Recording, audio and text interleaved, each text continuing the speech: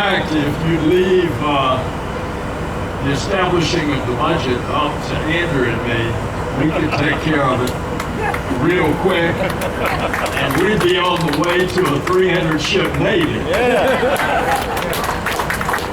This has been quite a Navy week for me.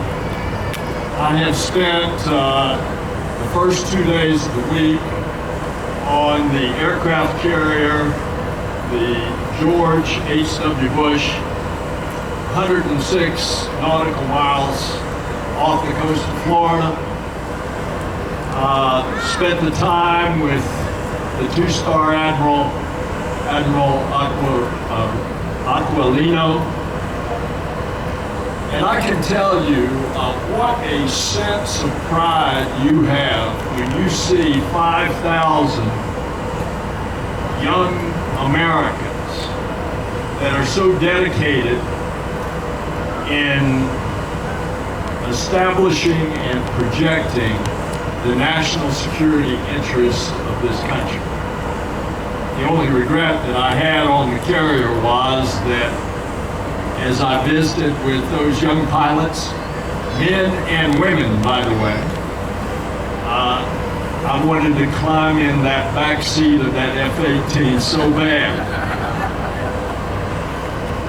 Now we have a ceremony here today that is interesting in that it is on the eve of the anniversary of Pearl Harbor.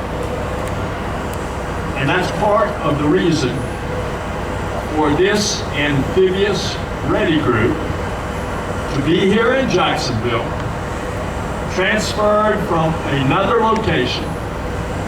And that's why we will also have, at the end of this decade, the carrier, the nuclear carrier, come to Jacksonville in a dispersal. Why? Because of the lessons of Pearl Harbor. And that is, you don't put all your assets in one basket. You disperse them.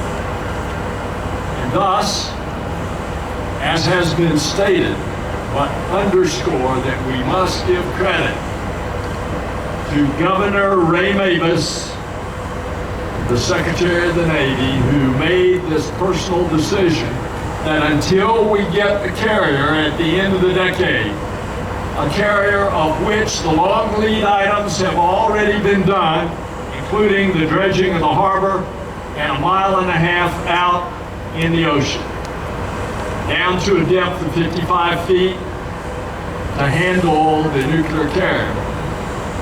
Until the carrier comes, Secretary Mabus was responsible, along with the CNO, of convincing the Secretary of Defense to make this move, not only for the spreading of the assets, but in this community we have a tremendous ship repair industrial base, and they needed to be nurtured until the carrier and its strike group came here at the end of the decade.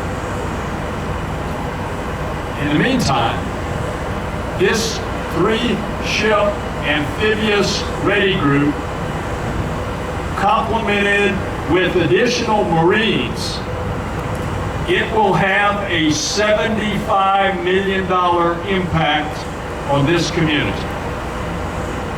And so we have a lot to be thankful for and to celebrate.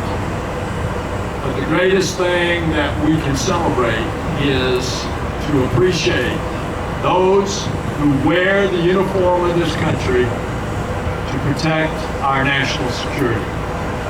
And so in this great welcome to Jacksonville for the crew of the New York, to welcome all of the officers and enlisted that are here, we want to profoundly thank you for your service to our country.